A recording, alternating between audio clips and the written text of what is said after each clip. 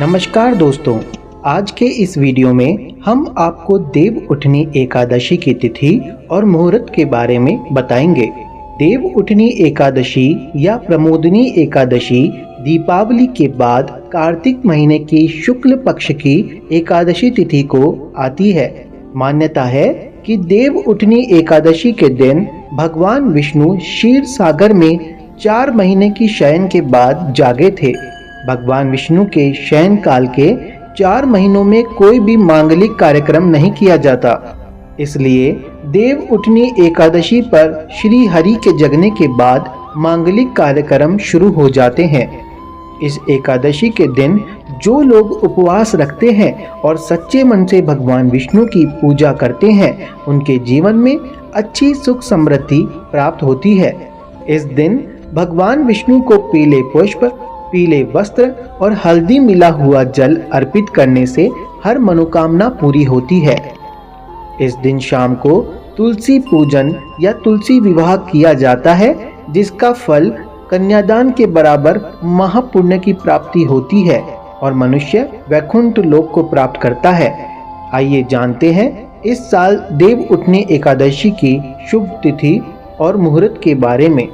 इस वर्ष एकादशी तिथि का प्रारंभ 3 नवंबर को शाम 7:30 पर और एकादशी तिथि की समाप्ति 4 नवंबर को शाम 6:08 पर होगी।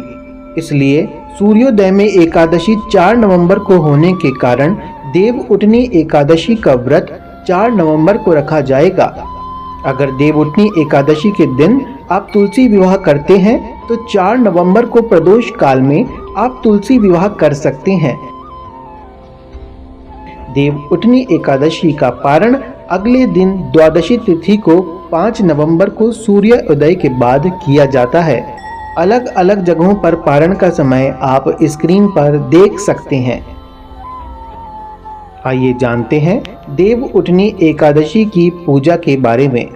देव उठनी एकादशी का व्रत दशमी तिथि को शाम से ही शुरू हो जाता है और देव उठनी एकादशी का व्रत द्वादशी तिथि को व्रत के पारण के बाद समाप्त होता है। दशमी तिथि को सूर्यास्त से पहले ही भोजन कर लें। इस दिन तामसिक भोजन से परहेज करना चाहिए और सात्विक और हल्का आहार लेना चाहिए। देव उठनी एकादशी के दिन सुबह जल्दी उठकर स्नान आदि से निवृत्त होकर व्रत का संकल्प लें और भगवान विष्णु से कहें, हे जगत के पालनहार, हम आपकी शरण में हैं और आज देव उठनी एकादशी का व्रत कर रहे हैं। मेरा यह व्रत निर्विघ्न पूरा हो जाए, ऐसी शक्ति मुझे प्रदान करो। इसके बाद भगवान विष्णु के समक्ष दीप प्रज्वलित करें और गंगा जल से उनका अभिषेक भी करें। इसके बाद उनके चरणों में तुलसी पत्र अर्पित करें और इसके बाद उन्हें फल का भोग लगाएं और देव उठनी एकादशी के व्रत का पाठ अथवा श्रवण करें।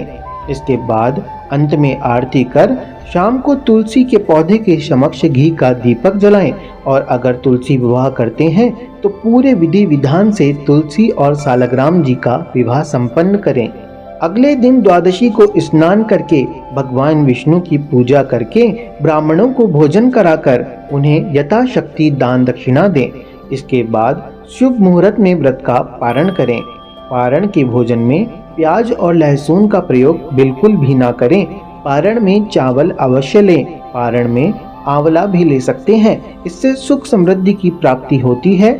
आशा करते हैं कि यह जानकारी आपको पसंद आई होगी। ऐसी और जानकारी प्राप्त करने के लिए हमारे चैनल फैंटास्टिक टॉक्स को सब्सक्राइब जरूर कर लें। धन्यवाद।